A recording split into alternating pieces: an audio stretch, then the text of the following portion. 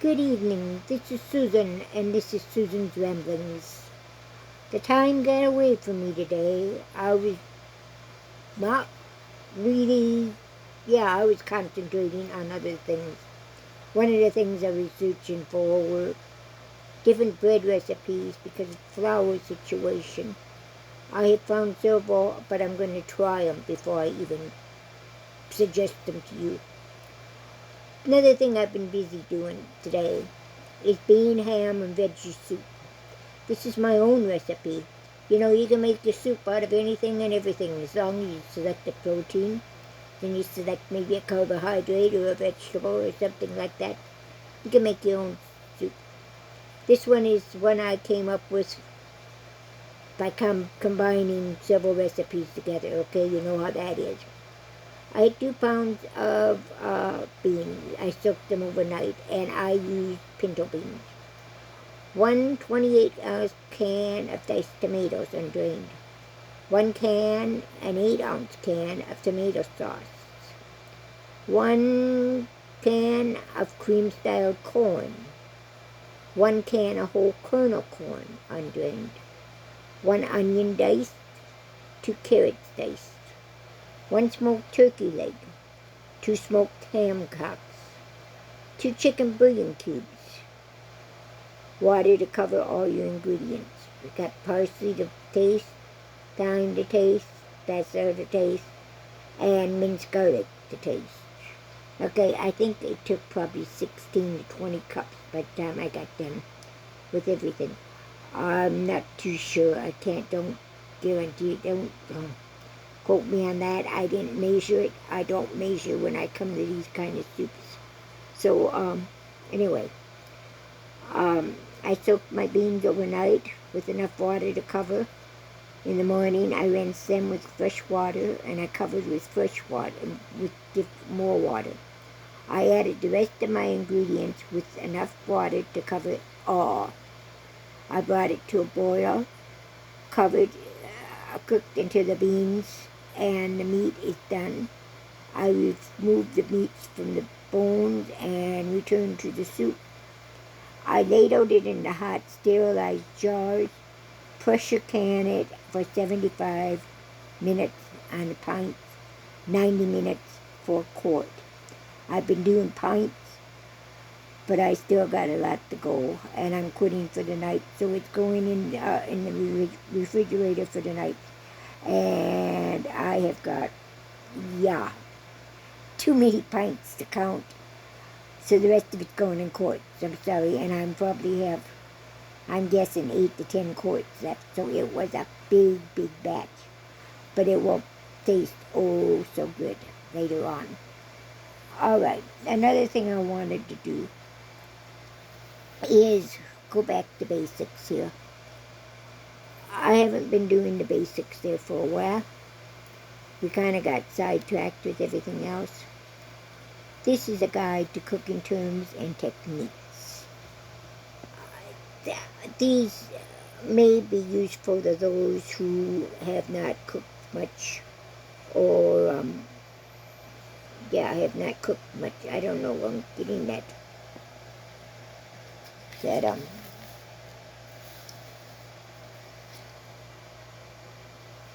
no matter what I do, I get that thing in there, don't I? Okay.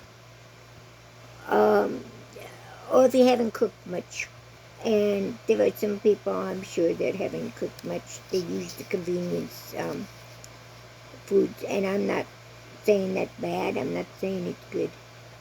It's just not the way I was brought up. And you got to remember, I'm going to be 75 years old, so I was taught a long, long time ago by my grandma and my mom on how to cook and all these cooking things.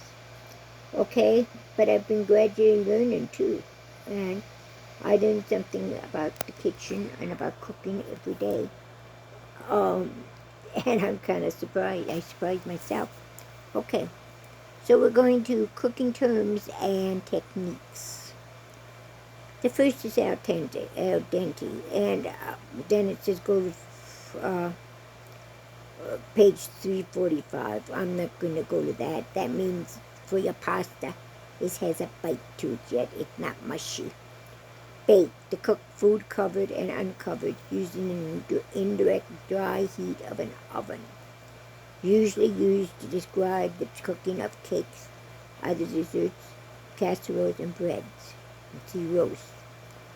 Baste, to moisten foods during cooking with pan drippings or a sauce in order to add flavor and to prevent drying. That's when you come to our turkeys or our meats and so forth. You baste them to keep them moist. Beat, to make an egg mixture smooth by briskly whipping or stirring it with a spoon, fork, wire whisk, rotary beater, or electric mixer. Vase slice, to slice a food, often a vegetable or a partially frozen piece of meat, crosswise at 45 degrees technique, at 45 degrees angle. This technique is often used for ingredients in Oriental dishes. Blackened, a popular Cajun cooking method in which seasoned fish or other food are cooked over a very high heat in a superheated heavy skillet until charred. At home, this is best done outdoors because of the large amount of smoke that is produced. Yeah, I'm laughing because a new cook, decided that we should do some blackened fish in the cafe. But, yeah, we did it. Smoke detectors went off all over the place. Fire department ended up down there because when the detectors went off, well then of course they were automatically notified. So we had the fire department down there. Believe me, they when the boss walked in and found out what was going on, believe me, we did not blacken any more fish or any more meat. There, again. It's funny now. It wasn't too funny at the time. But that's about 20 years ago, or 30 years ago, okay? To partially cook fruit, vegetables, or nuts in boiling water, or steam. You also use the loosened skins from tomatoes, peaches, and almonds. This is an important step in preparing fruits and vegetables for freezing. Yes, you blanch them and then you put them in boiling water, and then you take them out and put it in ice cold water with ice cubes to stop the cooking.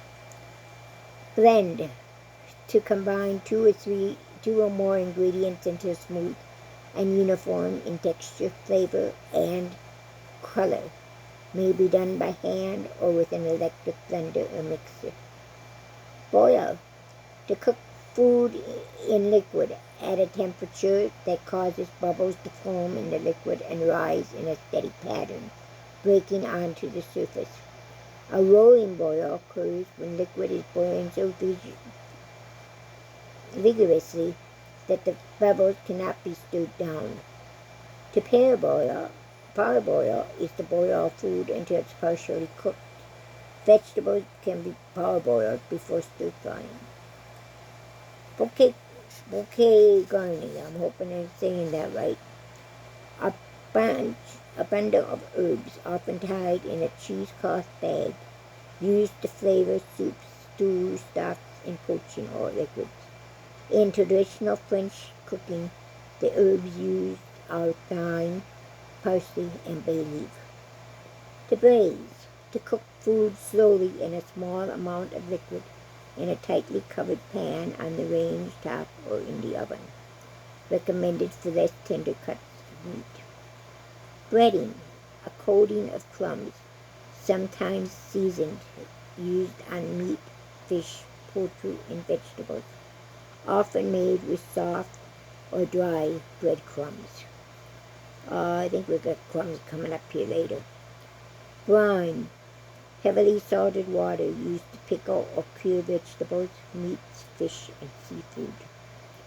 Broil, to cook Food a measured distance below direct dry heat. Right, here we go again. Beating eggs. Beating whole eggs, egg whites or egg yolks in just the right stage is critical for many recipes. Slightly beaten eggs. Use a fork to beat the whole egg until the yolk and the white are combined and no streaks remain. Beating egg whites until soft peaks form. Place the egg whites in a clean glass or metal bowl. Do not use plastic. Beat the whites with an electric mixer on medium speed or with a rotary beater until they form peaks with tips that curl over when beaters are lifted.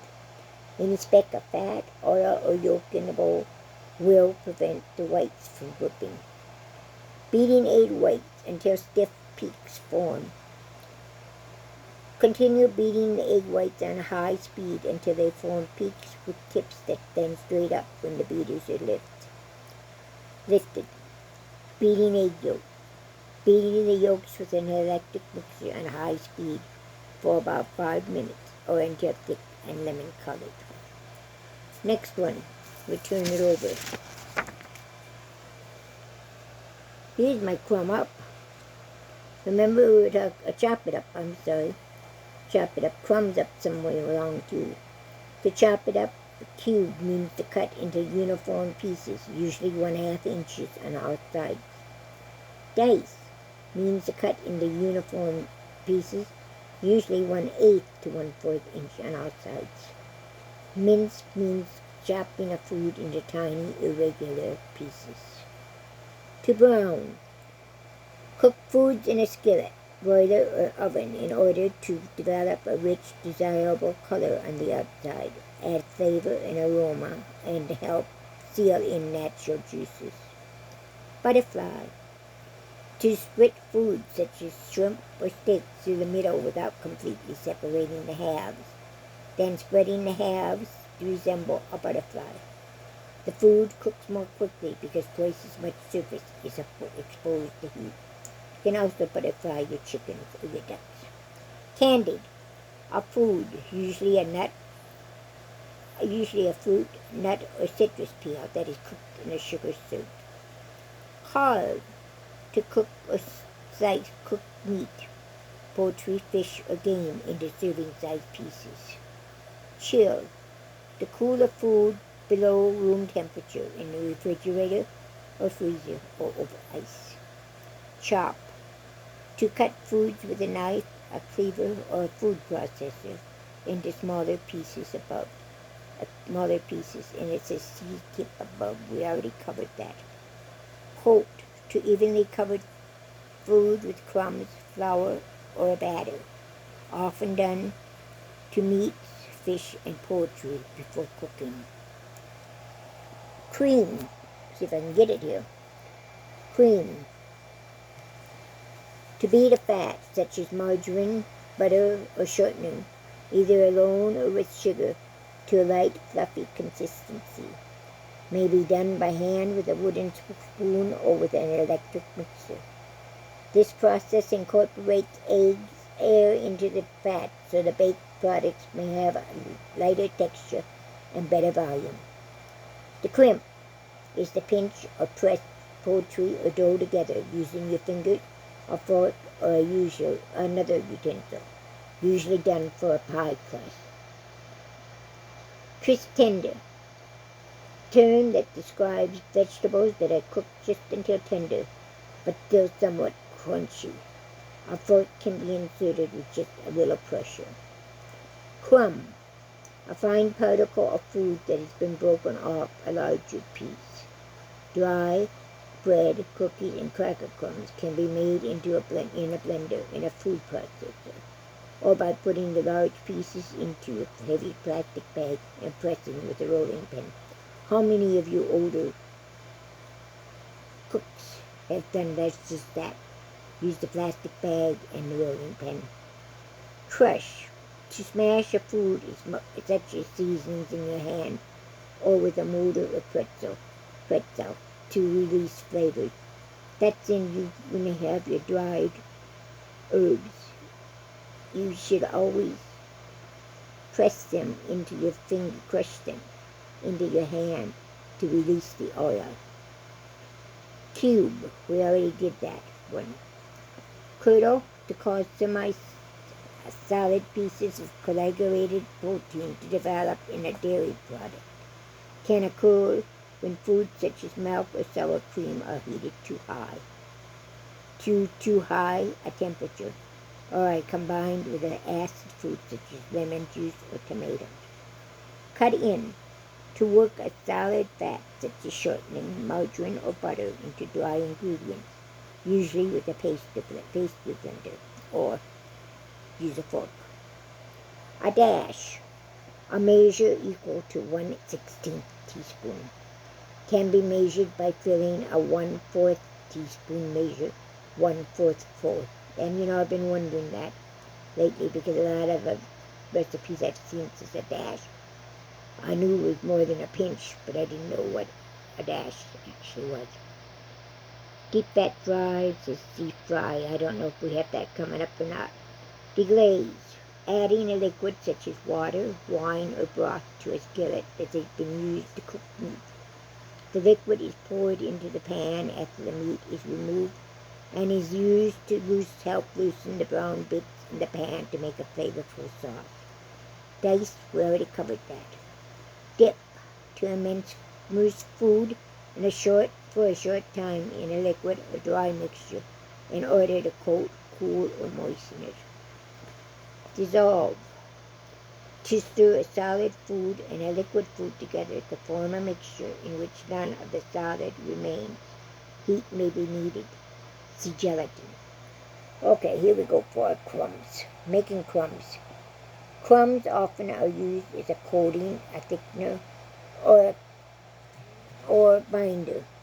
Breadcrumbs can be either soft or fine and dry, and usually are not interchangeable in the recipes. For 1 cup of cracker crumbs, you will need 28 saltine crackers, 14 graham crackers, or 24 rich round crackers. That's something I didn't know. To make soft breadcrumbs, use a blender or a food processor to break fresh bread cubes into fluffy crumbs. To make fine dry breadcrumbs, place here's my plastic bag again.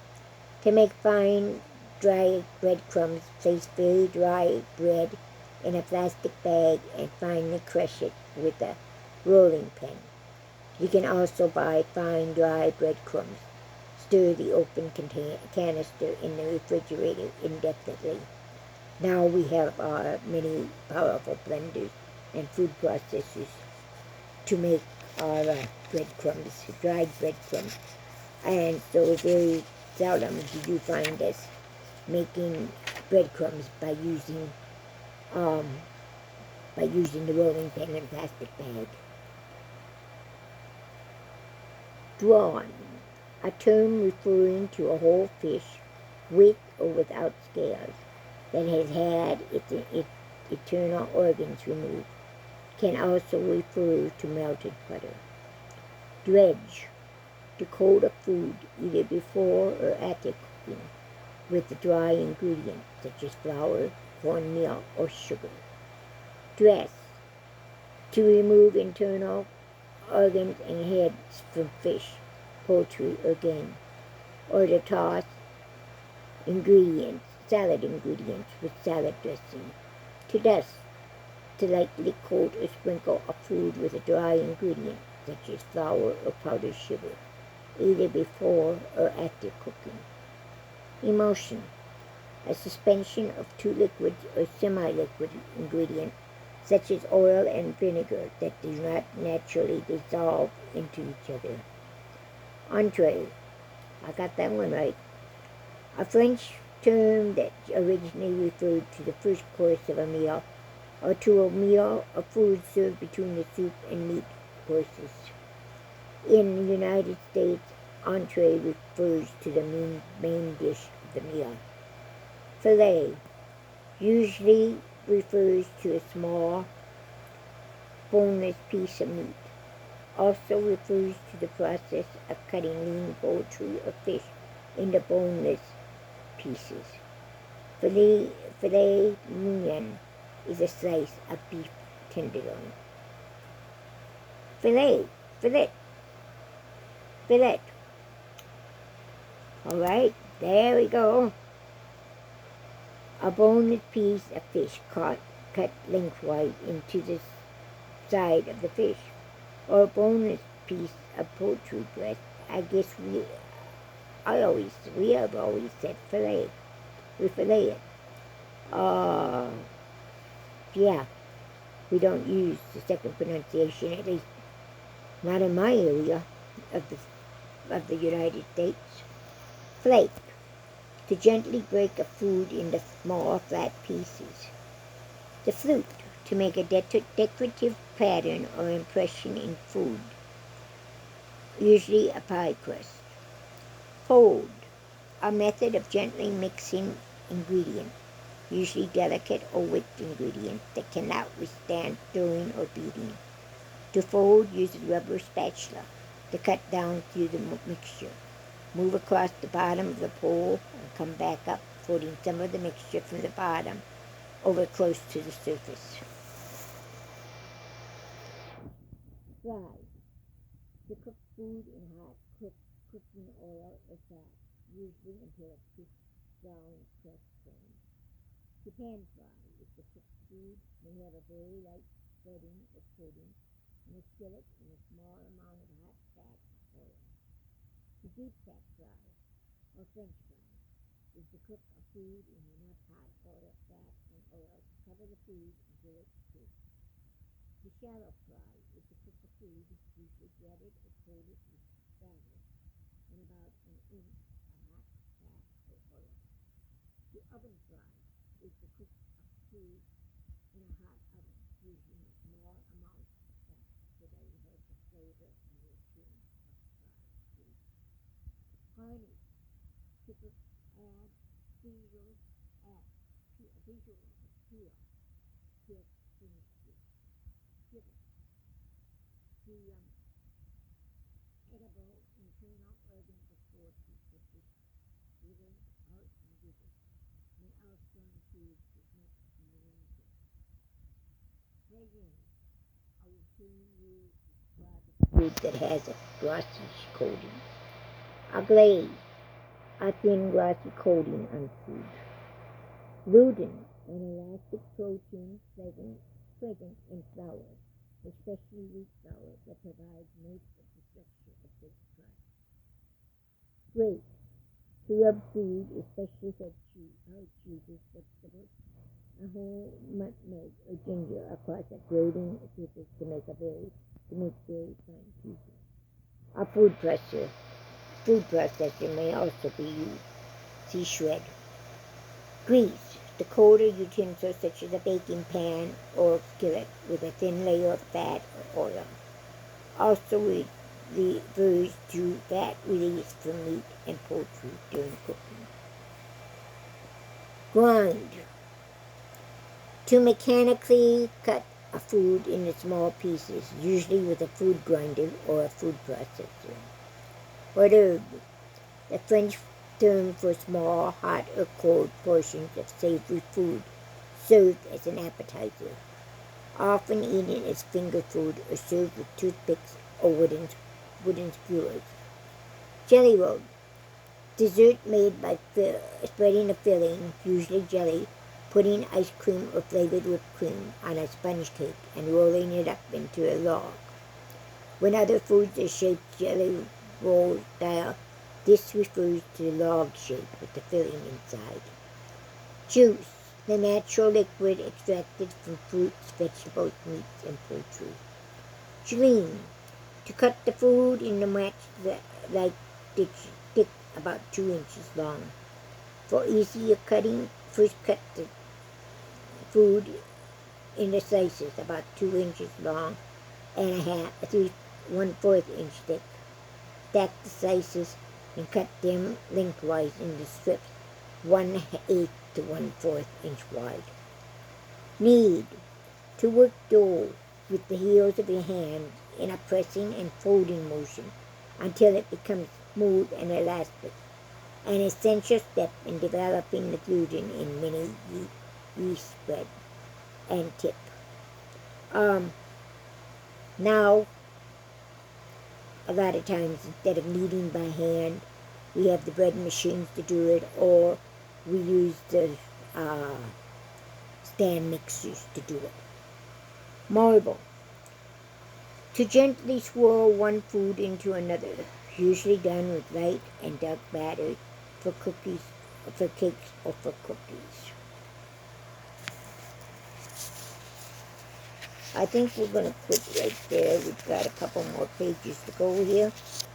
But we're running out of time, not out of my time. Okay. So anyway, that's it for now. We will be back tomorrow with the rest of this, and I will see if I can report on some of my bread experiments. And hopefully my cheese experiments.